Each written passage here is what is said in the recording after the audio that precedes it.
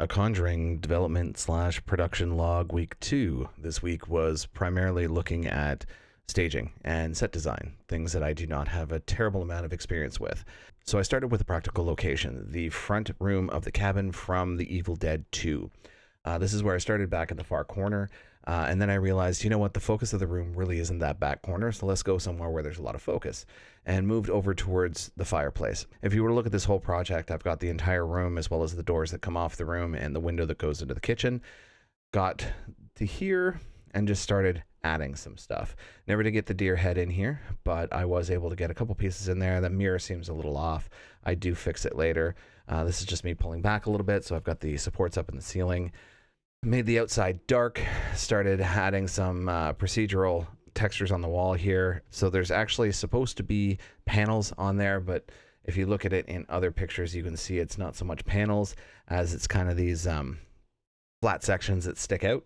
But it looks decent from this perspective. It looks the way that it's supposed to from this perspective. It's not until you get onto the side of a wall where you can kind of see that its pieces sticking out. So if you actually look up along the bookshelf that's mounted on the wall here, you can see there's parts on the bottom, thin parts that are sticking out instead of the actual panels, which is what I wanted from it.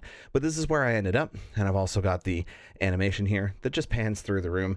It was time boxed over the course of 4 days. It was just trying to get a sense of how long is this going to take me? How hard is this going to be? What can I do with it? From there, I started moving on to variations. So the plan was to do the Evil Dead 2 room, and then 3 variations of a room just on my own. And when I started with this room, and what I immediately realized, so I'm supposed to have a circle of candles and kind of a pattern on the floor, you know, painted circle and a bunch of other stuff. I'll get to it.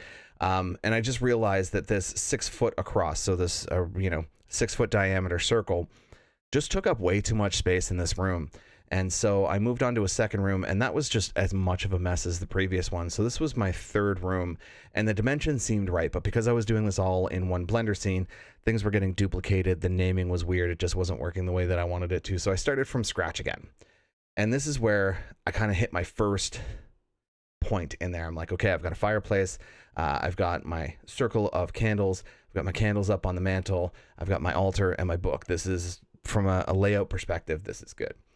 So started developing from there, put some placeholder fire in here, put a window, some moonlight coming in.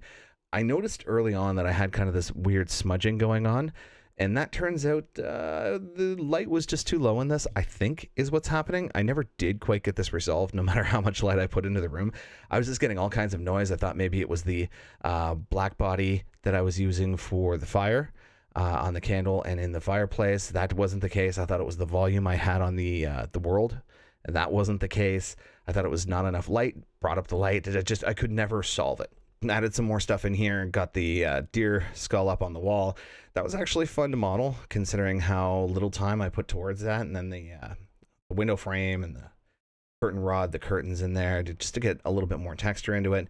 And then kind of building that up just a little bit more, getting some texture into the fireplace there, some wood in the corner, my little shelf with a bunch of baubles in it, and then I've got this little table with the pictures off on the side. It's starting to feel like a lived-in place at this point, and then getting those support beams in, and that's kind of where I left it. So there's a bookshelf in the corner here. You can see with the animated version. So the animated version, I never did get a good render using cycles for this. It was all smudged and weird. It actually looked like it was super over compressed, and I don't know what was going on there. If I took the denoiser off, there was just noise and garbage everywhere. It didn't matter how many samples I put in it. Didn't matter how bright I made it.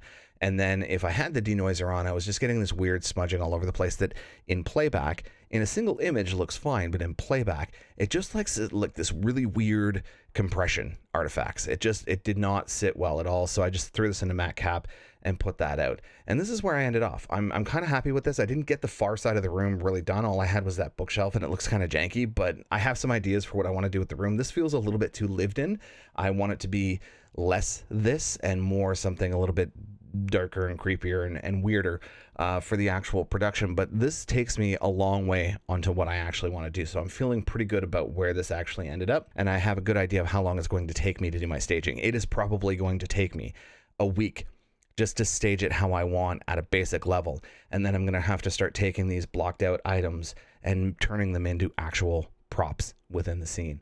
probably 2 or 3 weeks just to get my staging together. And I think that's probably conservative in the wrong direction. It may actually end up taking more than that. Once I start getting into it, we'll actually see what it looks like. Once I start doing the storyboards and the animatics, some of that will fall within that as well. So I'm not super concerned about that at this point in time. But I'm happy with where I am right now, and I'm happy with the progress that I'm making.